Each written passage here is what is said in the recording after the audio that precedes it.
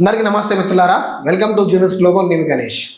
తెలంగాణ రాష్ట్ర ముఖ్యమంత్రి వర్యులు రేవంత్ రెడ్డి గారు నిన్న మనకు సంక్రాంతి బోనాంజ ప్రకటించారు. ఆ సంక్రాంతి బోనాంజ తోటి కడుపు నిండిపోయింది. నిండిపోయి మొత్తం ఎత్తేసింది. మొత్తం ఎందుకు అంటే ప్రజలు నమ్మి ఓటేసినందుకు డైరెక్ట్ గా అకౌంట్ల నుంచి గుంజుకోరి పైసలు అని చెప్పి బహిరంగ సభ పెట్టి చెప్తా ఉన్నాడు.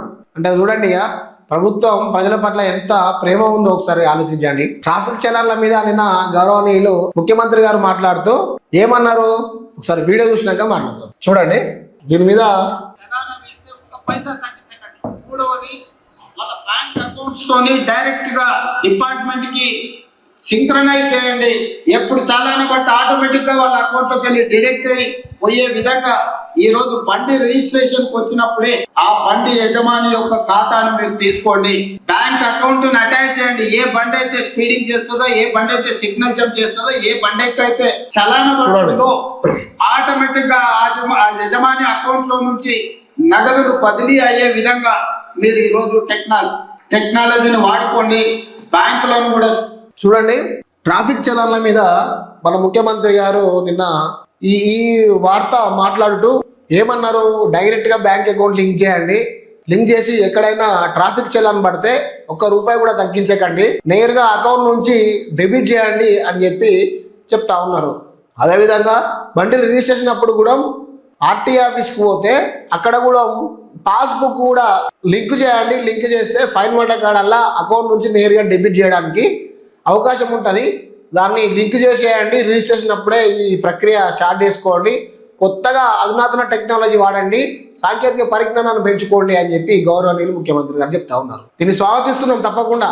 కానీ నేను గౌరవనీయులు ముఖ్యమంత్రి గారిని నేను ఒక క్వశ్చన్ అడుగుతా ఉన్నా, దీనికి ఆన్సర్ చెప్పండి. మీరు బండి చలాన్లను ₹1 కూడా తగ్గించకండి అని చెప్తా ఉన్నారు కదా. అయితే రోడ్డు మరమ్మతులు చేయకుండా రోడ్డు డ్యామేజ్ అయ్యి నాసికరకం రోడ్లు వేసిన కాంట్రాక్టర్కు మరి ఏ విధంగా ఫైన్ వేస్తారు చెప్పండి. 100 కోట్లు పెట్టి రోడ్లు వేస్తే అవి కనీసం ఒక 5 సంవత్సరాలు కూడా ఆగకుండా పోతున్నాయి. దాని మీద కాంట్రాక్టర్కి ఏం ఫైన్ వేస్తారు మీరు చెప్పండి సార్. రోడ్లు వేస్తూ ప్యాచ్ వర్క్ మీద ప్యాచ్ వర్క్ వేస్తూ కనీసం నాణ్యత పాటించకుండా ఎట్లా పడితే అట్లా వేసుకుంటూ పోతా ఉన్నారు కాంట్రాక్టర్లు. వాళ్ళ మీద మీరు ఎట్లా యాక్షన్ తీసుకుంటారు చెప్పండి. వాళ్ళ ఎన్ని అకౌంట్లు ఫ్రీజ్ చేయాలి, మరి ఇన్ని కాంట్రాక్టర్లకు ఎంత ఫైన్ వేయాలి మీరు చెప్పండి సార్. నిన్నగాక మొన్న వేసిన రోడ్లు 10-15 రోజులకే ఒక పక్క ఒరుగుతుంది, ఒక పక్క లేస్తుంది, మరో పక్క వంగుతుంది, కింది పక్క కుంగుతుంది, మీది పక్క నుంచి లేస్తుంది. ఇవన్నీ జరుగుతూ ఉన్నాయి. మరి ఆ కాంట్రాక్టర్లకి వాళ్లకు ఎంత మొత్తంలో ఫైన్ వేయాలి, వాళ్ళ కాంట్రాక్ట్ ఇచ్చేటప్పుడు ఎన్ని అకౌంట్లు వాళ్ళకు లింక్ చేయాలి, ఒక పోస్ట్ పెడితే ఎన్ని కోట్లు వాళ్ళ దగ్గర నుంచి వసూలు చేయాలి, దాని మీద కూడా సర్క్యులర్ జారీ చేయండి సార్. ప్రజలారా ఒకటి గుర్తుంచుకోండి, మార్పు మార్పు మార్పు అన్నారు కదా, వచ్చింది మార్పు. ఇక డైరెక్ట్ బండ్లకు అకౌంట్లకు లింక్ చేయండి, ఫైన్లు ఎత్తే అకౌంట్ నుంచి గుంజుకోరి అని చెప్పి బాజాప్తుగా బహిరంగ సభ పెట్టి చెప్తా ఉన్నాడు. చూడండి ప్రజలారా, మార్పు వచ్చింది. విద్యా వ్యవస్థలో ఎక్కడికక్కడ దోసుకుంటున్నారు, వాళ్ళ అకౌంట్ల నుంచి దోసుకుంటున్న సొమ్మును రికవర్ చేయండి సార్. సాధారణ పబ్లిక్ నుంచి కాదు సార్. అన్యాయంగా భూమిని కబ్జా పెడతా ఉన్నారు. భూమిని కబ్జా పెట్టిన అకౌంట్ మొత్తం బ్లాక్ చేయండి అని చెప్పి పెట్టండి సార్. అవెందుకు పెట్టారు సార్? అన్యాయంగా అక్రమంగా పట్టాలు చేస్తున్నారు, లంచాలు తీసుకుంటున్నారు, రెడ్ హ్యాండెడ్ గా దొరుకుతా ఉన్నారు. వాళ్ళ అకౌంట్ ఫ్రీజ్ చేయండి, వాళ్ళ నౌకర్లను సర్వీస్ నుంచి రిమూవ్ చేయండి అని చెప్తలేరు ఏం సార్? సాధారణ ప్రజలు కేవలం బండి ఫైన్ పడితే బండి ఫైన్ కు మొత్తం తీయండి, అకౌంట్ లింక్ చేయండి, అకౌంట్ పైసలు గుంజండి అని చెప్తా ఉన్నారు. ఇది కూడా చెప్పండి కదా సార్. 1000 కోట్లు దోపిడీలు చేస్తున్నారు ఈ రాజకీయ నాయకులు, మంత్రులు, ఎమ్మెల్యేలు, వీళ్ళందరూ 1000 కోట్లు దోపిడీ చేస్తూ ఉన్నారు కదా సార్. మరి వాళ్ళ అకౌంట్లు ఫ్రీజ్ చేయండి, వాళ్ళ ఇళ్లలో సోదాలు చేయండి అని చెప్పి ఒక్క మీట్లో ఎందుకు చెప్తలేరు సార్? ఒక రాజకీయ నాయకుడికి 5 ఏళ్లలో 2000 కోట్లు 3000 కోట్లు వస్తున్నాయి. అవి ఏ నుంచి వస్తాయని దాన్ని ఎంక్వైరీ చేయండి, వాళ్ళ ఇంట్లో సోదాలు చేయండి, వాళ్ళ పర్సనల్ డేటా తీసుకోండి, వాళ్ళ అకౌంట్లు చెక్ చేయండి అని చెప్తలేరేంది? గవర్నమెంట్కు ఎమ్మెల్యేలు, ఎంపీలు, మంత్రుల లింకులు చేయాలి అకౌంట్లు అని చెప్పి ఆ స్టేట్మెంట్ ఎందుకు పాస్ చేస్తలేరు సార్? అది కూడా పాస్ చేయండి సార్.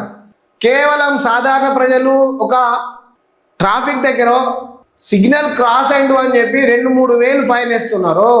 1000 కోట్ల కుంభకోణం చేస్తున్నారు, 1000 కోట్ల అవినీతి చేస్తూ ఉన్నారు, 1000 కోట్లు దాచుకుంటున్నారు, 1000 కోట్లు దోచుకుంటున్నారు, 1000 కోట్లు అప్పనంగా మింగుతున్నారు, భూ కబ్జాలు పెడతా ఉన్నారు, విద్యార్థులకు వచ్చే ఫీజులలో స్కామ్ చేస్తూ ఉన్నారు, అక్రమ రిజిస్ట్రేషన్ చేసి అమ్ముకుంటా ఉన్నారు, విద్యా వ్యవస్థను గాడిలో పెట్టాల్సిన వాళ్ళు దోపిడికి ఎగబడతా ఉన్నారు, అంగన్వాడీలలో గుడ్లు అమ్ముకుంటున్నారు. ఎన్ని శాఖలను ప్రక్షాళన చేయండి అని చెప్పి కూడా సర్క్యులర్ జారీ చేయండి సార్. ఇవన్నీ జారీ చేయడం మన చేత కాదు సార్. సాధారణ ప్రజల నిన్నే మన జులాయిస్తాం, పెత్తనం జులాయిస్తాం కదా సార్. ఇదే మనం చేసేది. ఓట్లేసిన ప్రజల నుంచి అకౌంట్లు గుంజుకోండి, ఓట్లేసిన ప్రజల అకౌంట్ల నుంచి పైసలు గుంజుకోండి, ఓట్లేసిన ప్రజల మానాలు కూడా గుంజుకోండి అని చెప్పండి. ఒకవేళ చలాన్లు కట్టకపోతే భర్త బండి మీద పోతే భార్య పుస్తల తాడు గుంజుకొచ్చుకొని అమ్ముకొని చలాన్లు కట్టాలని కూడా చెప్పండి సార్. అట్లా కూడా చెప్పండి మీకు ఓటేసిన పాపానికి. ప్రజలారా మార్పు కావాలి, కాంగ్రెస్ రావాలి అన్నారు కదా, వచ్చింది మార్పు. ఇక అకౌంట్ల నుంచి గుంజుకుంటారు. ఇక మీరు మళ్ళీ ఓట్లేసి మళ్ళా గౌరవనీయులు పెద్దలు, మహనీయులు, మహానుభావులు, పూజ్యులు ముఖ్యమంత్రి గారు శ్రీ యనమల రేవంత్ రెడ్డి గారికి ఓటేయండి, మళ్ళీ ముఖ్యమంత్రి చేయండి. వచ్చే ఏడాది నుంచి 2029 ఎన్నికల తర్వాత ట్రాఫిక్ చలాన్లు కట్టకపోతే భూములు జప్తు చేయండి, ట్రాఫిక్ చలాన్లు కట్టకపోతే ఇల్లును స్వాధీనం చేసుకోండి, ట్రాఫిక్ చలాన్లు కట్టకపోతే వాడిని పట్టకపోయి జైలు వేయండి, ట్రాఫిక్ చలాన్లు కట్టకపోతే వాడిని పెళ్ళం పుస్తలతో కూడా గుందుకరండి అని చెప్పి స్టేట్మెంట్ ఇస్తాడు. అప్పుడు మీకు కళ్ళు చల్ల పడతాయి, మీకు పానం చల్ల పడుతుంది. ఓకేనా? ఇప్పుడు అకౌంట్లు మొత్తం స్వీట్ చేయంటున్నాడు, వచ్చేసరికి నేను చెప్పిన మాత్రం చేస్తాడు. సాధారణ ప్రజలు వినేనా సార్? మళ్ళీ ఒకసారి ఇనూరి మాటలు వినండి గౌరవనీయులు పెద్దలు, కూడా సమన్వయం ప్రజలారా చూడండి. తప్పని పరిస్థితిలో ఎవరి మీదైనా చలానా వేస్తే ఒక్క పైసా తగ్గించకండి. చూడండి, మూడవది, తప్పని పరిస్థితుల్లో ఎవరి మీద చలానాన్ని ఇస్తే ఒక్క రూపాయి కూడా తగ్గించకండి. మీరు ఇది కూడా సర్క్యులర్ జారీ చేయండి సార్. ఇప్పుడు కాంట్రాక్టర్లు నాసిక రకం రోడ్డు వేస్తే తప్పని పరిస్థితులల్లో గుంత పడితే ఆ కాంట్రాక్టర్ రద్దు చేసి ఆ కాంట్రాక్టర్కు భారీ జరిమానా వేసి ఆ కాంట్రాక్టర్ మొత్తం రెడ్ జోన్లో పెట్టి మళ్ళా కాంట్రాక్టర్ రాకుండా అతన్ని సర్క్యులర్ జారీ చేయండి, అత్యధిక టెక్నాలజీ వాడండి, సాంకేతిక పరిజ్ఞానాన్ని పెట్టండి అని చెప్పి మీ అధికారులకు స్పష్టం చేయండి. కాంట్రాక్టింగ్ మోచేతి నీళ్ళు తాక్కుంటున్న అధికారులు ఎవరైతే ఉన్నారో, కాంట్రాక్టర్ దగ్గర నాసికరకం రోడ్ వేస్తే కాంట్రాక్టర్ దగ్గర లంచం తీసుకొని క్వాలిటీ చెక్ చేసే అధికారి, ఆ పైన అధికారి లంచాలు తీసుకొని దానికి పర్మిషన్ ఇచ్చి ప్రొసీడింగ్ కాపీ ఇచ్చి ఇవన్నీ ఇస్తున్నారు కదా. ఇవన్నీ ఇచ్చిన అధికారుల మీద కూడా వాళ్ళ సర్వీస్ రిమూవల్ చేయండి, వాళ్ళ అకౌంట్లు ఫ్రీజ్ చేయండి, వాళ్ళ అకౌంట్లు బ్లాక్ చేయండి, వాళ్ళ ఇండ్లు జప్తు చేయండి అని కూడా మీరు సాంకేతిక పరిజ్ఞానం తెచ్చుకోండి అని చెప్పి కూడా చెప్పండి. అంటే ప్రజలలో బై బర్త్ ప్రజలలో ఒకవేళ ట్రాఫిక్ సిగ్నల్ దాటితే ఇవన్నీ ఆంక్షలు పెడుతున్నారు కదా, మరి 1000 కోట్లతో నోటేస్తున్న కాంట్రాక్టర్లు కూడా ఇవే రూల్స్ పాటించాలి. సాధారణ ప్రజలు రూల్స్ పాటించినప్పుడు కాంట్రాక్టర్లు కూడా రూల్స్ పాటించాలి. సాధారణ ప్రజలు రూల్స్ పాటించినప్పుడు మిగతా అధికారులు కూడా రూల్స్ పాటించాలి. అన్ని రూల్ చట్టబద్ధంగానే నడుస్తూ ఉన్నాయా? అన్ని రూల్ ప్రకారంగా నడుస్తూ ఉన్నాయా? మీ అధికారంలో ఎంతమంది అధికారులు లంచాలు తీసుకొని క్వాలిటీ చెకింగ్ పర్మిషన్ ఇస్తూ ఉన్నారు? దాని మీద కూడా మీరు సర్క్యులర్ జారీ చేయాలి. గౌరవనీయులు పెద్దలు ముఖ్యమంత్రి గారు దీని మీద కూడా దృష్టి పెట్టండి. సాధారణ ప్రజలే కాదు, మీ కిందున్న కాంట్రాక్టర్లు, అధికారులు అందరికీ మీరు సర్క్యులర్ జారీ చేయండి. దయచేసి ఇలా జారీ చేయాలి అని చెప్పి ప్రజలు కూడా చెప్తూ ఉన్నారు. ప్రజల తరపునే ఈ విధంగా అక్కడిక్కడ మాట్లాడుకుంటే మేము చెప్పడం జరిగింది. ప్రజలలో ఉన్న మాట ఇది. దోపిడీదారులను వదిలేసి సాధారణ ప్రజల మీద పడుతున్నారు ఏంది ఈ కాంగ్రెస్ ప్రభుత్వం అని ప్రజలు మాట్లాడుకుంటున్నారు. పెత్తందారులను వదిలిపెట్టి మా సాధారణ ప్రజల మీద పడుతున్నారు ఏంది అని చెప్పి ప్రజలు అంటున్నారు. బడా కాంట్రాక్టర్లు పెట్టి మా మీద పడుతున్నారు ఏంది అని చెప్పి వదిలేస్తున్నారు. ప్రజలు మాట్లాడుకుంటున్నారు.